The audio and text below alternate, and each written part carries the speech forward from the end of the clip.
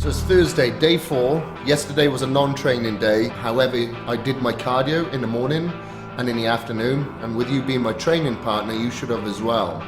So I want to speak to you a little bit about pre-workout nutrition. You should be fueling your body with protein and carb sources throughout the day prior to your workout. I don't like to eat too close to the workout. Maybe about an hour before I'll have my last meal.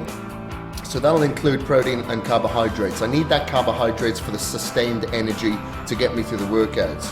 And also have the protein to help with the recovery whilst I'm training as well. Because all I'm doing while I'm training is breaking down muscle tissue.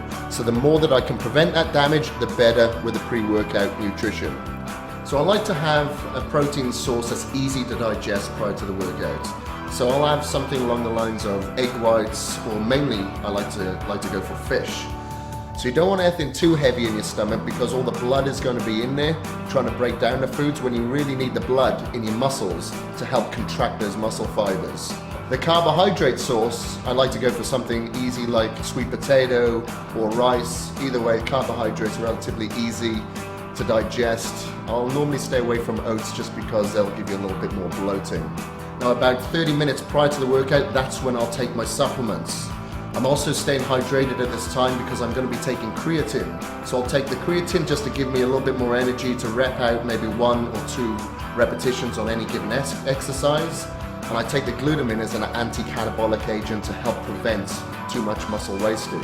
So that wraps up the supplements and the nutrition for today. So I'm going to see you in the gym for a real hard workout for back and biceps.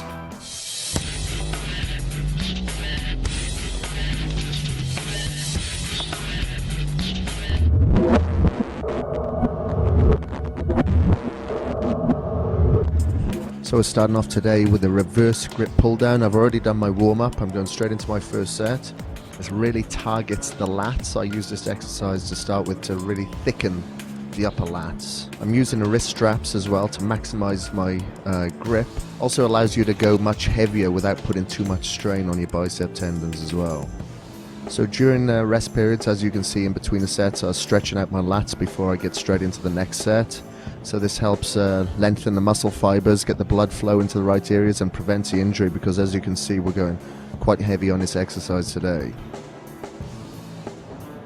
So make sure you're keeping your back straight and rigid during this exercise. So have a slight arc in your back, don't round the back and don't bring your abs into this movement at all.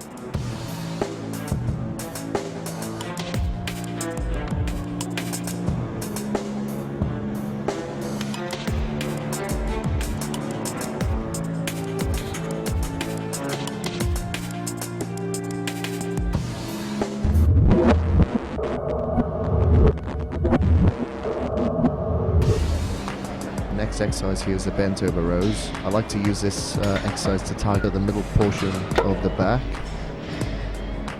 Form is especially important on this exercise because your back is put into a vulnerable position. Stick your butt out, have your knees slightly bent and keep your elbows tight to your side.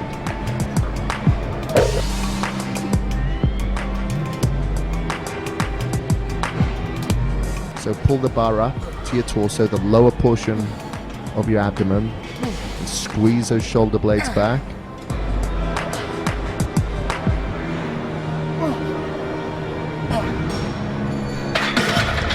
So remember to stay hydrated. I've got BCAAs in my bottle lid. I just put a belt on. I don't like to become dependent upon the belt, but I'll use it on the heaviest set just to prevent any injury.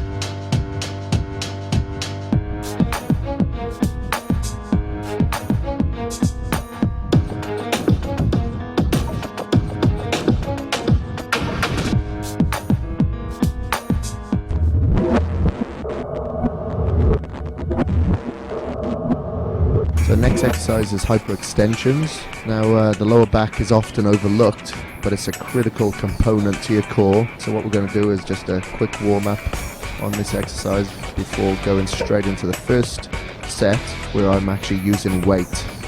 As you can see, I've got a couple of plates there that I'm cradling.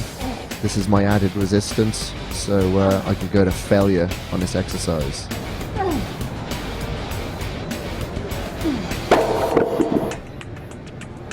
We're just doing hyperextensions. I've only done 2 sets on there because I've got a massive pump in my lower back.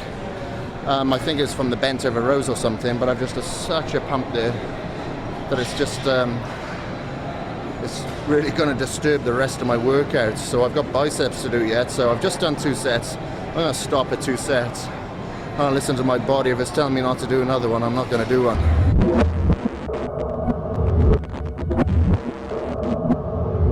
I started working a little bit with Hani Rambod, who come up with the FST7 style of training, which has worked really well on my weak body parts. FST7 stands for fascia stretch training, and you finish off with 7 sets on a particular exercise where you've got that weakest muscle group.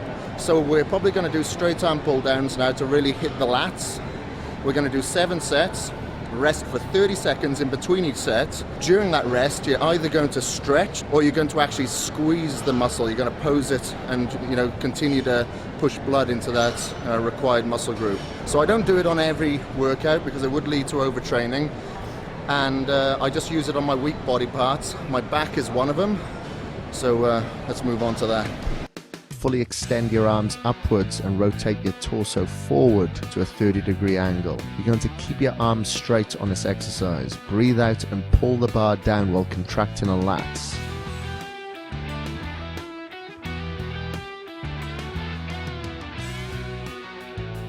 I'm not going as heavy as I normally would because we're doing 7 sets on this exercise instead of 3. I'm really feeling it in between these sets now. I'm getting tired, but you have to contract or stretch the lats in between every set on this exercise. By stretching it, you're going to stretch your fascia to allow more blood into the area, and by posing it, you're going to help squeeze and densify that muscle that we're building here.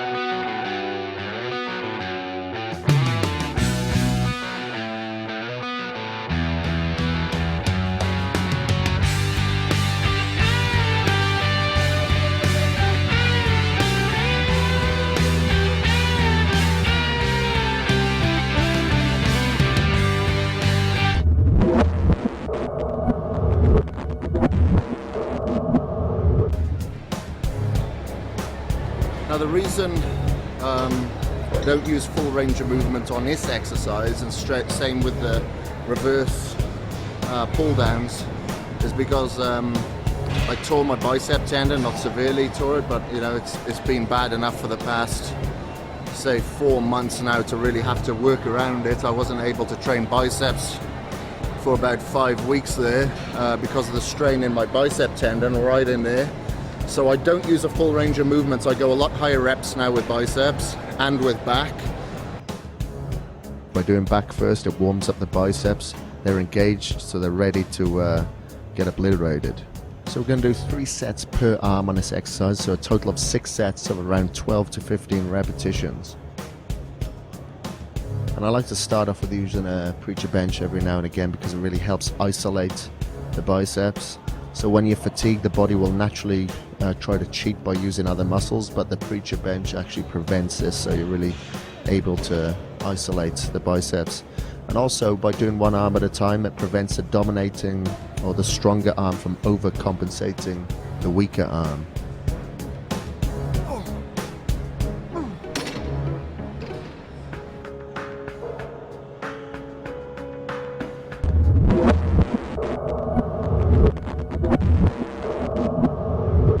I like to stretch out the forearms. As you can see, they do get a little bit pumped up on biceps every now and again, so before you move on to the exercise, sometimes it's good to stretch them out.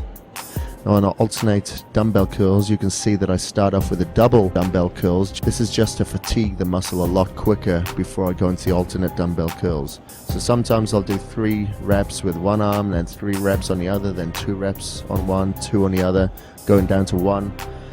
This just shocks the system, you know. I just do something different every week, and I find that doing this, you know, helps shock the biceps a little bit, and it stops the workout from getting monotonous.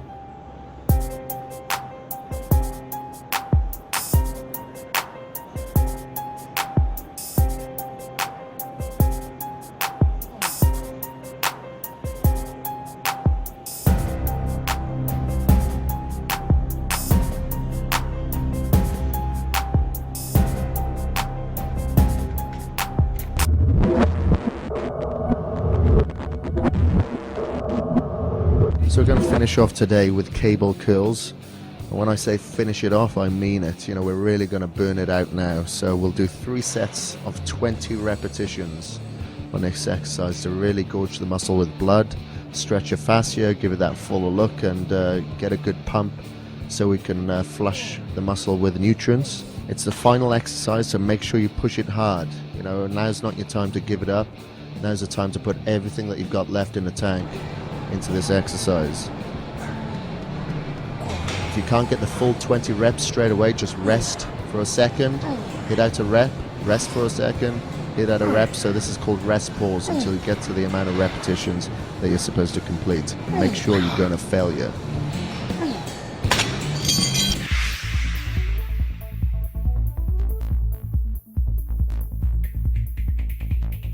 So the training that we did today was the FST7 training. I used to do the HIT training, the high intensity training, which worked really well for me. I put on a lot of size during the time that I was training that way. However, I've got my father's strength and I've got my mother's bone structure, which doesn't really work well together. So even though my strength was increasing, I was getting a lot more injuries. I was pulling, my joints were getting sore, I was pulling my tendons all the time, you know. So that's why I crossed over to the FST7 training. You have a thick fascia surrounding the muscle that kind of prevents the muscle from expanding and growing further. So what we're trying to do is stretch and thin that fascia and gorge it with blood, so it gives your body more room to grow and it gives you a fuller look. So I'll only do that a couple of workouts per week, maybe back. I'll do it on my shoulders as well, because that's a weak group. In regards to motivation, I don't really feel any more motivated or less motivated. I'm just like a robot at this stage. I just do the same thing day in and day out. I'm not really good at motivating people too much, I should imagine, because I just make it second nature. If I'm training, I might put a weird predicament in my head, like a close family member's gonna die if I don't complete that set, which seems pretty weird, but it works for me, you know. So I'll always try to put my back against the wall, and you know, when you think about it, there's people around the world a lot more worse off than us, you know, that are just craving a little bit of food, or you know, a little bit tired. So it's easy to work through it. You just gotta want it bad enough. So that's it. Come back tomorrow and learn the connection between stretching and monster muscle growth.